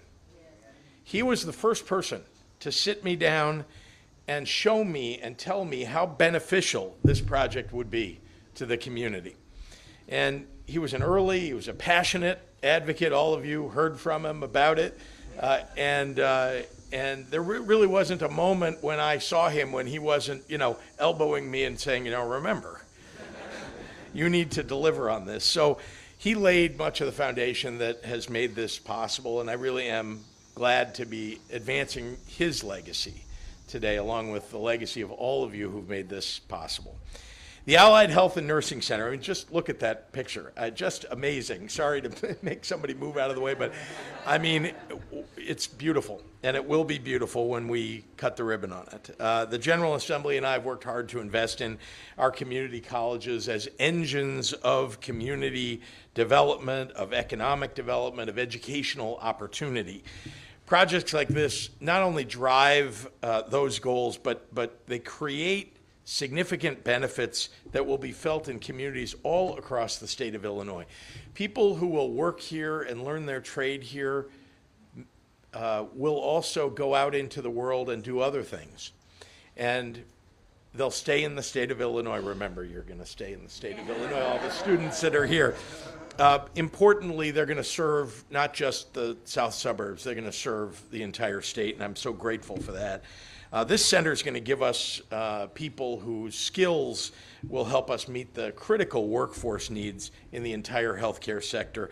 Across Illinois, across the nation, we're seeing faculty shortages and workplace gaps that threaten our ability to care for the sick and the elderly and the vulnerable. And as the demand for quality health care will only continue to grow, and it is absolutely vital that we invest in the next generation of care professionals. Since day one of my administration, I have personally been fully committed to creating good paying jobs and growing our Illinois economy. And again, I've worked with this General Assembly to make that possible. And we are realizing what we had set out to do. There's no place more appropriate to do that than right here at South Suburban College and right here in the south suburbs. Already one of the premier programs in the state of Illinois, this facility will train more people in more disciplines with 21st century skills in the medical field. From the brand new state-of-the-art classrooms that we're going to have here, to the advanced simulation labs, to the collaborative learning spaces, well, this is now the gold standard in healthcare education. South Suburban graduates will make up the next wave of skilled nurses, of medical technicians, of allied health specialists that can help fill the healthcare needs up and down the state of Illinois. Nursing, radiology, occupational therapy, pharmacy technician training, medical transcription, and beyond. We are building the future of Illinois healthcare right here in the south suburbs. And in doing so, we are also providing a pathway to meaningful employment and comfortable living for generations of Illinois students. These are in-demand, high-skilled, well-paying jobs, and I want Illinoisans to fill them. So let me say it again, jobs, jobs, jobs. And Illinois recently reached a new record high number of jobs. And we're not stopping until every resident of our state is able to get the kind of job that earns them good wages and improves their standard of living.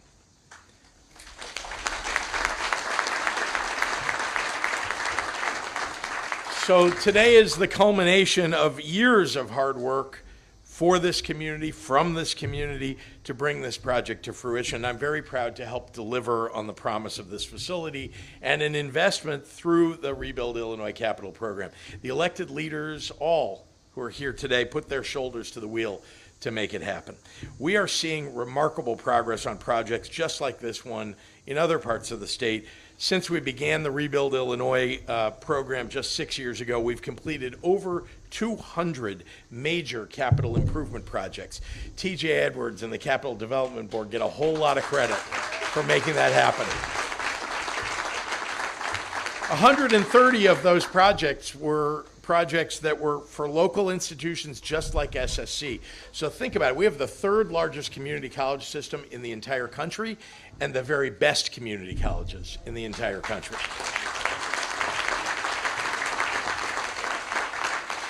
And I say at every chance that we get, the future of Illinois and the future for Illinoisans is in education. And the choices that we make about our schools will determine the quality of that future. It's our responsibility to equip our institutions with the facilities, with the resources, with the infrastructure that's necessary to deliver a world-class education close to home. And that is ultimately an investment in the people of Illinois, one that we will always know brings the best returns for our state. Investing, you know, we're not like a state like Texas, thank God.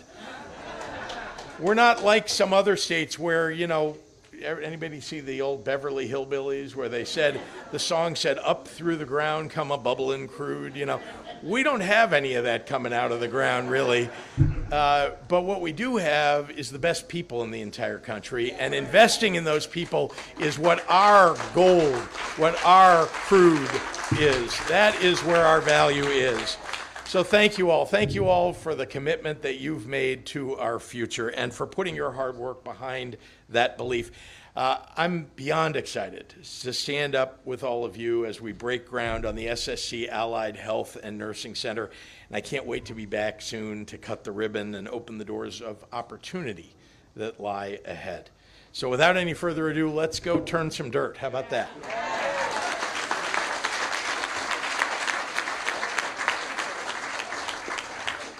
You make the announcement.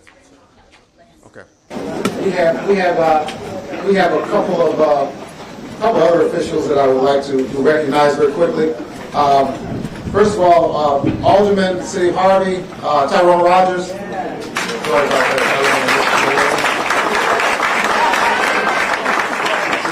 Tyrone. We have a celebrity of our own.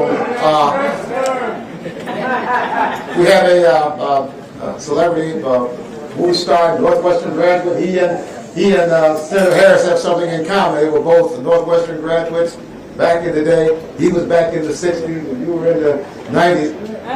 Mr. Fred Williamson, actor Fred Williamson. Good to see you, Fred. Fred the Hammer.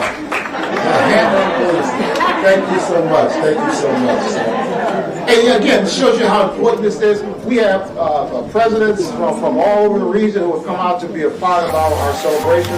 First of all, we have the president of Olive College, and we want this fixed now. We think it's really something that's important.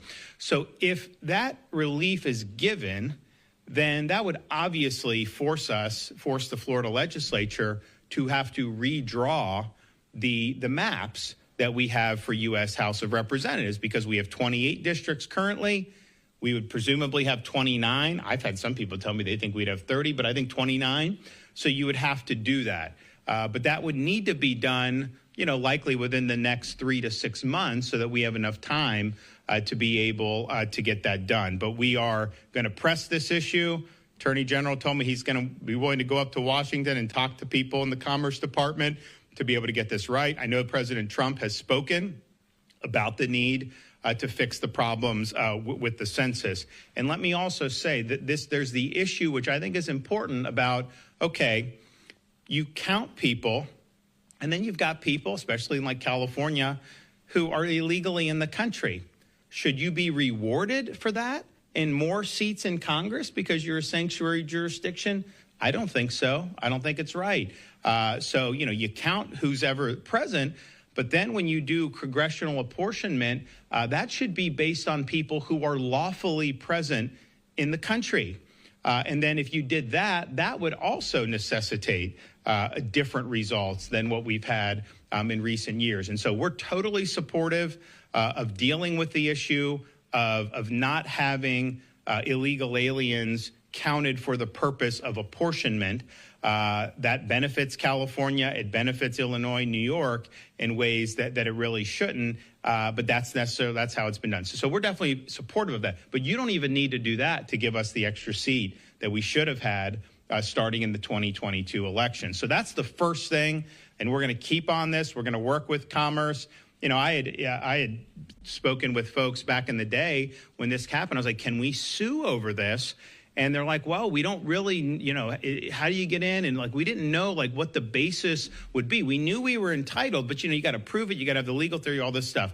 And we were not going to get any help at the time, of course, from the Biden administration. Well, now Biden administration has since had to acknowledge that there was an undercount. And I know the Trump administration is of the same mind. So we're in a position now where I think we may be able to get positive relief. The other issue that is going to be significant, that's going to have a bearing on Florida's congressional districts, is the idea of race-based districts. So the U.S. Supreme Court has accepted a case. It's going to be argued in October, basically asking the question about whether is it appropriate to use race when you're drawing districts. So the current iteration of the Voting Rights Act has been interpreted to mean that if you have a majority-minority district, that district has to be kept into a similar configuration such that the majority can elect a candidate of their choice, which basically, it doesn't necessarily mean, if that district elected a Republican, they would say that that's a bad district. It basically means that district has to elect a Democrat. That's the way this has been interpreted over the years. We have at least one in our congressional map that is configured strangely to be able to comply with that interpretation of the Voting Rights Act. People are now bringing a challenge saying, you know what, Voting Rights Act means you show up to vote. If you're a lawful citizen, you get to vote. They can't play games with you. They can't make one person go in with nothing, and then someone, because they're a different color, have to be able to recite the Odyssey from memory. Otherwise, they fail the literacy test. All that stuff is done. That is not something that's appropriate, but that's an individual's voter's right to go in and cast a vote if you're a citizen of this country, and that obviously should apply regardless of race. But are we saying that you have to draw these strange districts to be able to manufacture a certain number of folks of certain race or not race in one district? That is using race to draw the districts in ways that I think some people, I do, interpret the 14th Amendment to not allow. So that is going to be a huge issue in front of the Supreme Court. I think because they're hearing it this early in the session, that they likely are going to render a decision on this perhaps by the end of the year, the beginning of next year. Our primary is a year away, so we have time to be able to digest those changes. But if that decision were to come down and to say that those districts are problematic, Florida would be forced with that as well, even if we didn't get the extra seat, to go in and do a new map. And as you remember, well, some may remember, I had to veto the Florida Republican legislature. I had to veto their map last time because they drew this 200-mile district from Tallahassee to Jacksonville, this little squiggly district across the northern tip of Florida, and it was purely to manufacture a certain racial composition. It was not a VRA district, though. This was them doing that apart from that. And I said, that's not constitutional. Regardless, however you think the VRA should be interpreted, if it's a VRA district, federal law, fine, you deal with that. But this was not. No one was even claiming it was. And so I said, I'm not going to sign that. And we vetoed the map. We had to fight them on other stuff, but we got a map in. And it ended up going to federal court and the Florida Supreme Court. And it's been upheld every time people have sued over it because we knew we were right. But that was a really important decision to be able to do that. So we've done that. Here, this could be something that would require us to do even more. And we're going to be ready and willing and able to do it. Now, apart from what happens with the Commerce Department and the Census Bureau, apart from what happens with the U.S. Supreme Court and how they interpret Section 2 of the VRA, we do have a situation in Florida where, based on the recent Florida Supreme Court decision, there may be things in the map that we are going to have to, well, the legislature would have to address. We're going through it. I know people are looking at it, but there's definitely some decisions that were made by the legislature last time, particularly in southern Florida, that may not comport with the court's recent decision upholding the northern part of Florida with the part of the map that was challenged. So that obviously is a basis to go in and do this thing fresh. And the other thing I would point out is if you look at when this census was completed, the counting, I think, stopped in April of 2020. I mean, just think about what it was like in Palm Beach then compared to now. I mean, you've had Florida has been the place where people have escaped to from all of, and just keep in mind, I'm not recruiting people to move here.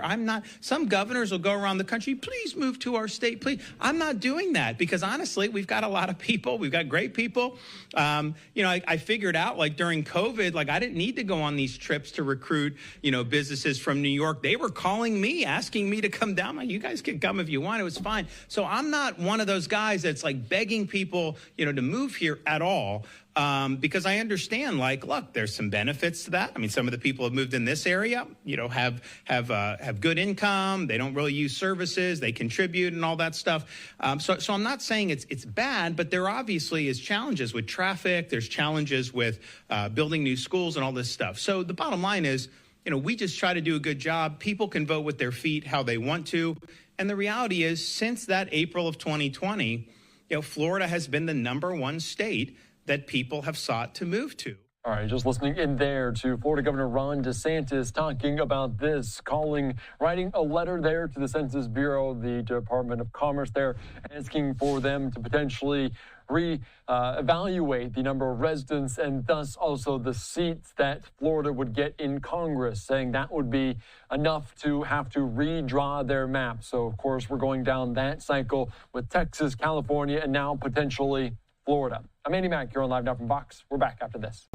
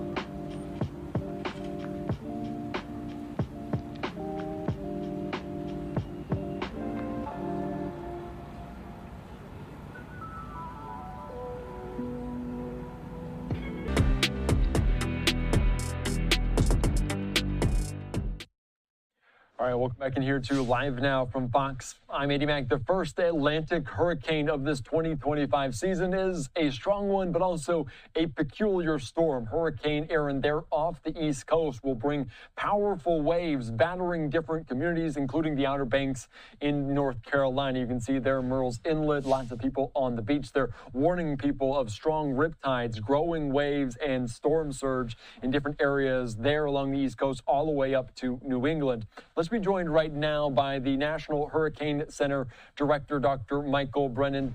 Michael, thank you so much for joining us here on Live Now from Fox. What can you tell us? What are you forecasting, Erin, as she moves up the coast?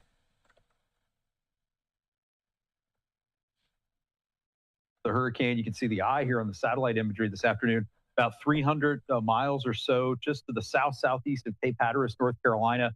The storm's now moving northward off at about 10 miles per hour, but you can see how large the hurricane is. The tropical storm force winds extend out over 260 miles away from the center. And as you mentioned, that's generating a huge wave field. What you see here in the red is the high risk of rip currents along the East Coast that exist all the way from South Florida through Georgia, the Carolinas, up through the mid-Atlantic states, all the way into southern New England, places like Cape Cod. There's going to be just very dangerous ocean conditions across all of the entire East Coast of the U.S. From today, Wednesday, through much of the rest of the week. Yeah, as you mentioned, some of those storm surges, the waves will be impacted, and the Outer Banks are going to be hit in particular. Can you talk at all about that and what you're expecting to see in that region? Yeah, we've zoomed in here to the Outer Banks. There's a storm surge warning everywhere you see in this sort of dark pink color from Cape Lookout through Cape Hatteras up through the rest of Dare County up to Duck. This is the area where we're most concerned about the potential for life-threatening inundation from that storm surge. 2 to 4 feet of inundation above ground level in these areas.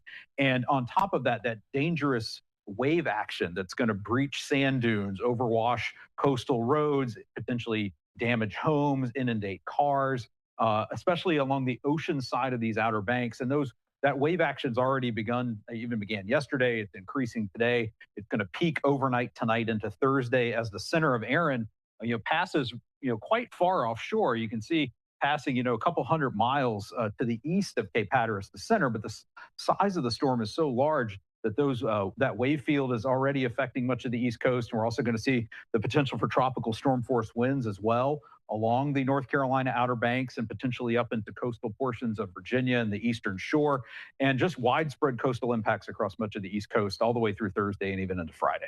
And we talk about hurricanes, and obviously ones that make landfall get a lot of notoriety. How unusual, how peculiar is Hurricane Erin in terms of the impacts that we felt? Because it could be blue skies where you're at and the waves and the storm surge is significant. It's an interesting contrast. Yeah, that's one of the big factors. That's why we've been mentioning the rip current risk all this week, because that's one of the scenarios where we tend to have the most fatalities from dangerous surf and rip current conditions. People aren't going to necessarily be out at the beach when a hurricane's about to make landfall near where they are.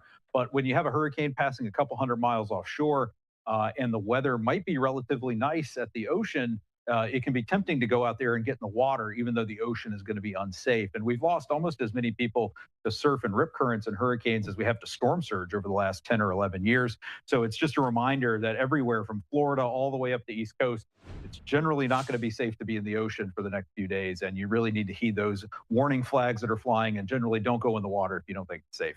Yeah, that's good advisories for people, and obviously making sure they're safe this time of year, especially with those storm surges. Those rip currents are so very powerful. Dr. Michael Brennan, I appreciate your time. Thanks for your insight here on Live Now. Thanks. All right, thank you so much. All right, great conversation there as always as we're continuing to track Hurricane Erin making its way up along the East Coast. This is a live picture at our current XRAD computer model. You can just see how far off the coast it is, and there near South Carolina, North Carolina, the Outer Banks will be impacted all the way up to New England. We're going to speak with our team in Philadelphia even as they are talking to some communities along the Atlantic coast there on the Jersey Shore of what they are expecting over the next several days. And I also want to put up this from Newport, Moorhead City there, kind of on the OBX, the Outer Banks, saying your window for evacuating vulnerable areas such as those islands is closing. The worst impacts with Sturge coastal flooding began this evening at high tide. Please note the high tide this evening and Thursday and even Friday at some of the locations will be much higher. So it's interesting to note some of those warnings and advisories out there for the Outer Banks. It might not look like a hurricane you're used to, but it still can be very much deadly and damaging to those communities along the East Coast. All right, I'm Andy Mack. We'll sign away for a quick 2-minute break for top headlines after that.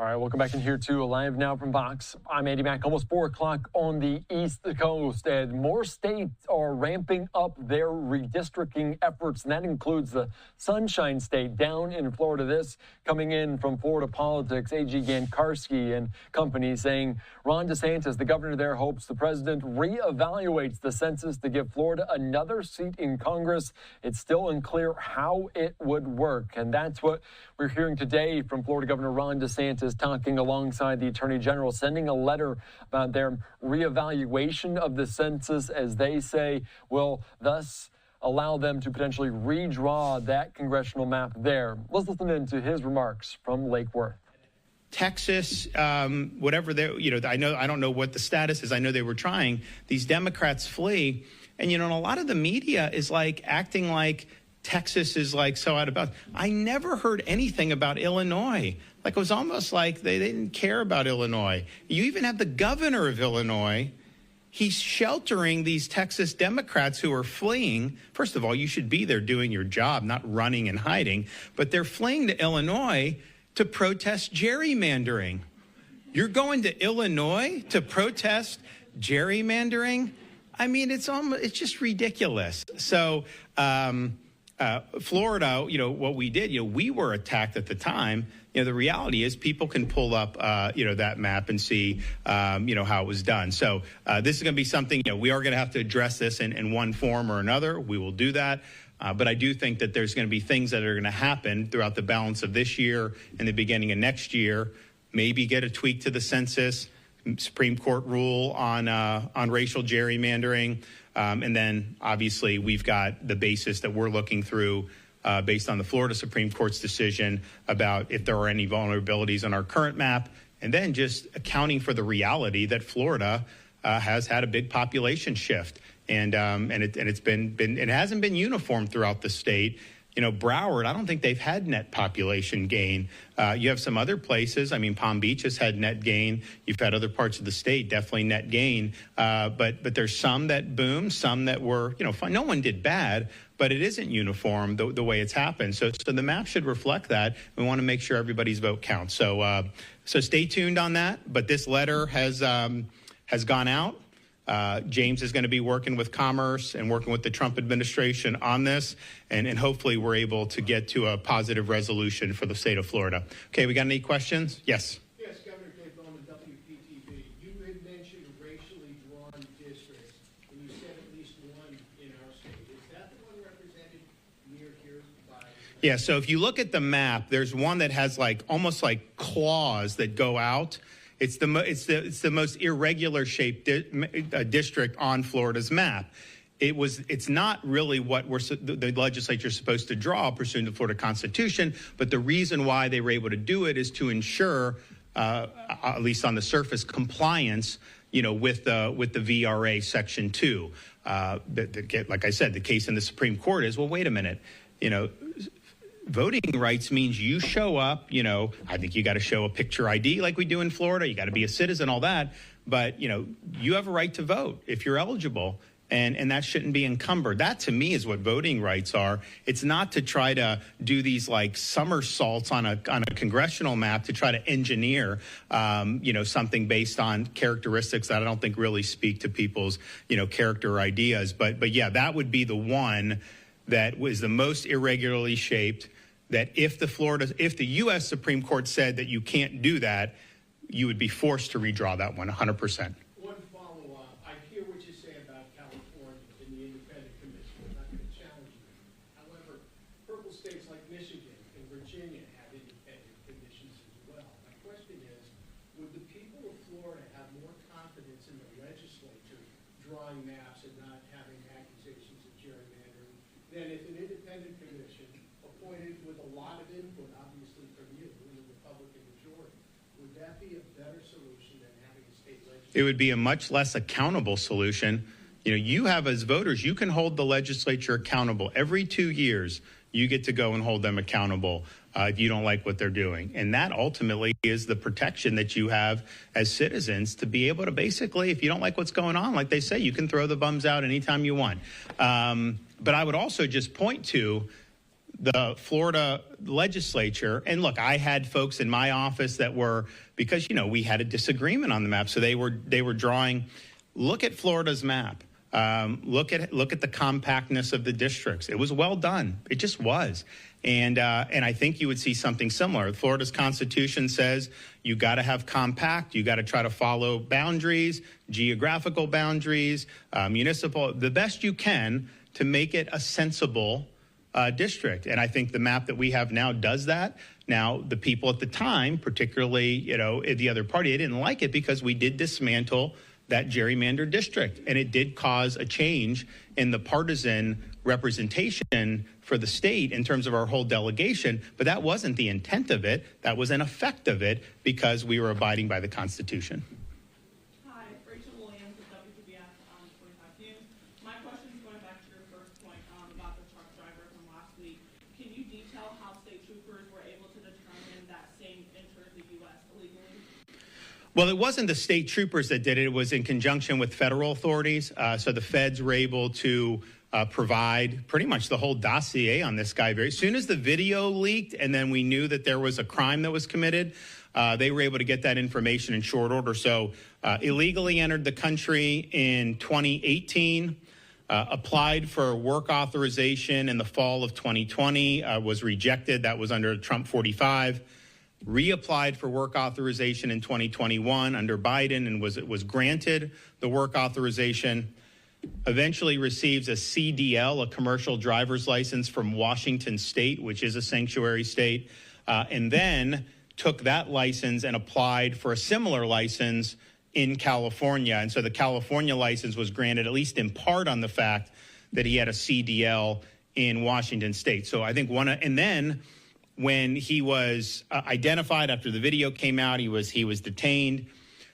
The feds, this happened within the last few days, they conducted a language test on him. you're supposed to be reading these signs. You're supposed to know what the hell you're doing. That's true if you're driving a little VW Bug, much less a tractor trailer. And yet this guy, he abysmally failed the English test, like not even close, like not even broken English. Like this guy did not know English. And yet somehow he was given a CDL by Washington and a CDL by the state of California. And that should not have happened. That is wrong that happened. So you have a real serious issue and a breakdown here. But I would say part of the problem, and I mentioned this yesterday, this guy came from India, right? He comes through the southern border illegally. He gets caught and he claims asylum. That is not what asylum is for. First of all, if he was really being persecuted in India, how many countries did he pass through where he could have claimed this? You don't just get to come halfway around the world and use that as a card to get it. So then he claims asylum, but we have this totally screwy system where he's then given a court date, then it's postponed, then this. So it's like if you come illegally and you give a bogus asylum claim under how the law's been applied, at least up until President Trump took office in January, you're basically giving yourself years in this country. That is not a disincentive to come illegally. That's not a disincentive not to overstay visa. That's not so you had that was going on. And I'm just, thinking to myself, it's like, well, wait a minute. We all know this is a problem. You can't have a situation in which a President Biden can open the border, millions and millions come in, and then a President Trump's trying to rectify that. And it's basically you got to jump through like 36 different bureaucratic hula hoops just to be able to return somebody to their home country. So it's kind of heads they win, tails we lose, the way it's set up right now. And so my question is, we have a Republican Congress. All these guys, I've watched them for years. They all run, and when they're running for election, oh, I'm so tough on border immigration, no illegal, all that. Then they get in there, and what do they do about it? Have they passed legislation?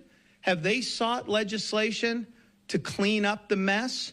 Have they passed legislation to be able to get this done so that we don't have these problems? No. They've been in for how many months? They haven't even attempted it that I've seen. What about sanctuary states? Now, we're not a sanctuary state in Florida. We banned sanctuary cities my first year. We've got very strong policies, and it's honestly, it benefits citizens in Florida to have those strong policies. But why are they still funding sanctuary states? Why are they still funding sanctuary cities? Why doesn't Congress use the power of the purse and say, your funding is contingent upon following federal law with respect to immigration? You can't be a sanctuary jurisdiction. You can't, California, they've probably done 1 million driver's licenses to illegal aliens in the past decade. Now, Florida law, we don't recognize that license in Florida. We don't issue driver's license for people who are here illegally. We don't let local governments do ID cards because, some of the local governments would want to get involved in that. We ban that. We don't even let the NGOs do it because we know they're trying to generate a system where people can get benefits, vote, whatever, when they're not entitled to it. So we've done it right. But how is it that these sanctuary jurisdictions are able to get away with it? And I think they get away with it because Congress, they're basically on the sidelines. It's like they just kind of sit in the cheap seats and watch everything unfold without actually using their constitutional authority to fix these problems. So this was avoidable. This should have never happened.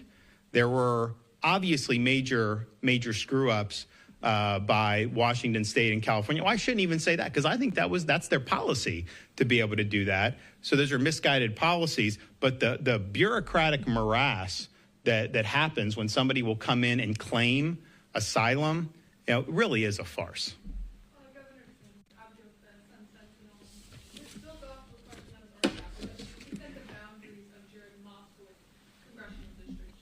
I'm not sure. I didn't draw the current map.